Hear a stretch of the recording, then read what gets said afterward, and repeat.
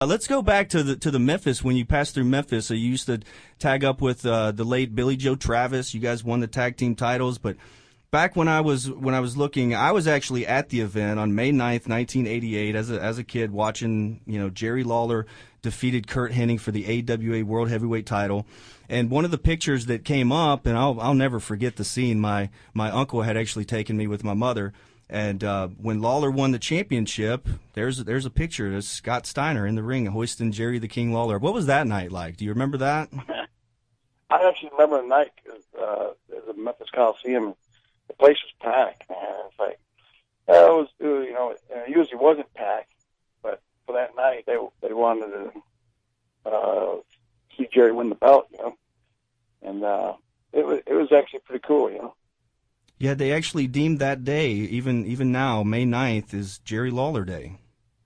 So, oh, really? Yeah, so it's actually celebrated in Memphis to a certain extent, by wrestling fans that remember the big world championship. Now, Lawler kind of already was on the map at that time anyway, but, being here in Memphis, you were able to work with guys and be around guys like Curt Hennig and Jerry Lawler, and basically the who's who has passed through here. Do you remember any of the guys that you really enjoyed working with and spending time with in Memphis? Oh, yeah, well, when I first started, I was traveling with Jeff. That's when I first met Jeff, and then, there's a lot of guys that came through, like Sid Vicious. He was, I think, Lord of the Humongous at the time, and actually Mark Calloway, The Undertaker. Mm-hmm. They made a big build-up about that. Those guys were, just breaking in.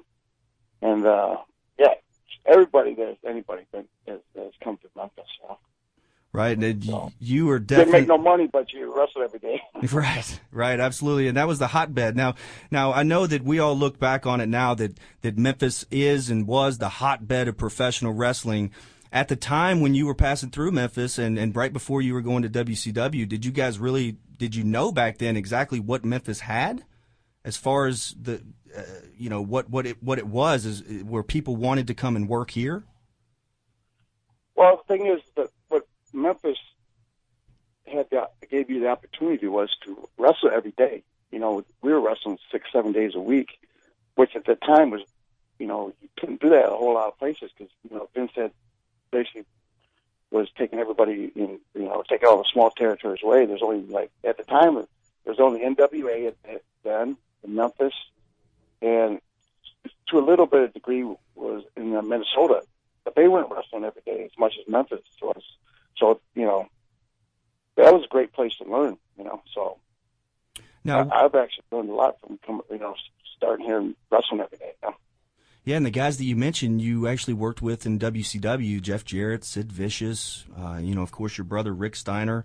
We watched your debut match where you tagged up with Billy Joe Travis and Jeff Jarrett in a 6-man tag. They tagged Scott Steiner in, and you came in 48 seconds. You power slammed the guy and just beat him. That was it. Oh, really? That was the debut. That was my debut. That was a long time. I don't remember that, but yeah, I had some good times in wrestling Memphis. It was a new experience because, like I said, it was the first time that I was wrestling every day. Which was important.